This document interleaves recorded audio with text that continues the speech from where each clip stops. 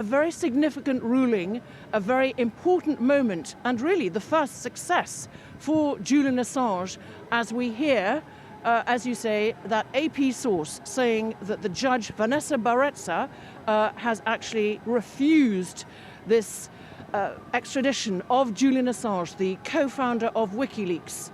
And I'm hearing, is that correct, noises from the crowd of supporters behind you.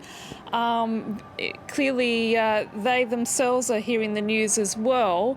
I mean, this is, a man who, despite extraordinary challenges, still has a high degree of support from quite a number of people, doesn't he, Bénédicte? Yes, I mean, there has been, for example, an RSF, Reporters Without Borders petition that has been handed into Downing Street. That has had tens of thousands of signatures. As I said, the National Union of Journalists very much saying that this case is absolutely crucial for investigative journalism in the future.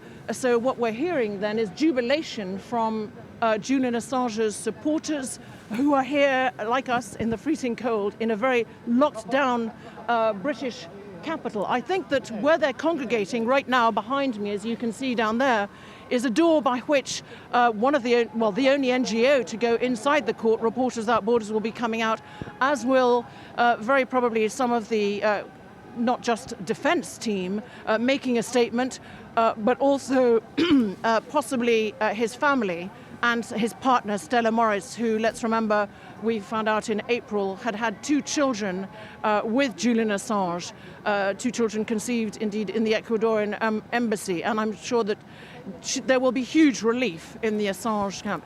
I think, really, hearing the defense arguments, they were much stronger than in his initial hearing. So very interesting, significant decision made by Judge Vanessa Baraitser to refuse this extradition of Julian Assange to the United States. And as you were speaking there, I've just got more information from Associated Press, and the judge saying it would be oppressive to extradite Julian Assange to the US because of his mental health. So what happens next, Bénédicte?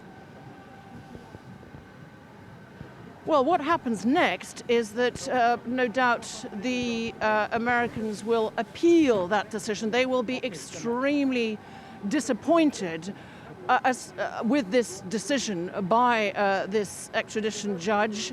And I think that even Julian Assange's supporters were very worried that this would go ahead. Of course, Julian Assange, who would then face trial, could have incurred a penalty of 175 years if he had gone and indeed been convicted over there. But as far as Julian Assange's health is concerned, amongst the many arguments that were given by the defense are the risk of catching COVID-19 in Belmarsh prison, as we know that the virus is indeed prevalent in Belmarsh prison, where he's been held for 20 months. We know he already has pulmonary problems, and we also know that he has suffered throughout his life and increasingly over the 20 months and previously in the Ecuadorian embassy of that incarceration, so mentally that he's been very, very depressed.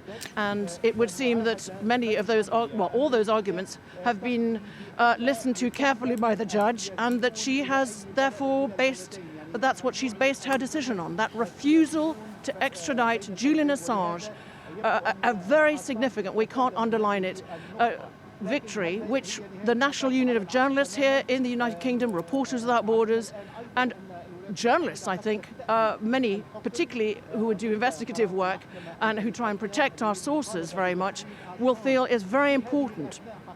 Bénédicte Paviot, thank you for that. And just repeating for those viewers who might just be joining us that a British judge has rejected Washington's request to extradite WikiLeaks founder Julian Assange to face espionage charges, with the judge saying it would be too oppressive because of his state of his mental health.